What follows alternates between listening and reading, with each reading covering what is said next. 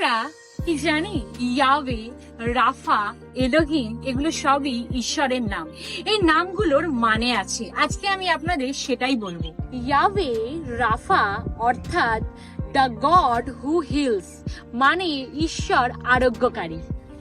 আজ আপনি যদি শারীরিক অসুস্থতায় থাকেন, আজ তাহলে আপনার প্রার্থনা হবে ইহোবা রাফা নামে, কারণ সেই নাম আরোগ্যকারী নাম, আর আপনার আরোগ্যতা সেই নামেতেই আসবে।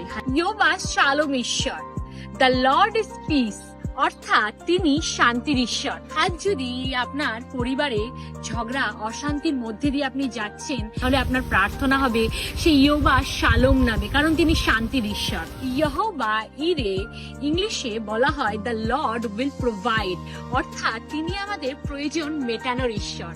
আপনার কি কোনো কাজ আটকে যাচ্ছে, কোনো কাজ হচ্ছে না, আপনি ভাবছেন কিভাবে বেরোবেন এই জায়গা থেকে, তাহলে আপনার প্রার্থনা হবে সেই ইহোবা ইরে নামে, কারণ সেই নামেই আছে প্রয়োজন মেটানোর ক্ষমতা, প্রয়োজন মেটানোর শক্তি। আপনি সেই ইহোবা ইরে নামে প্রার্থনা করুন, কারণ ঈশ্বরের নাম শক্তিশালী, ঈশ্বরের নাম পাওয়ারফুল। আপনি অবশ্যই সেই সমস্যা থেকে বেরোতে পারবেন। হালেলুয়া, সকলকে জয় যিশু।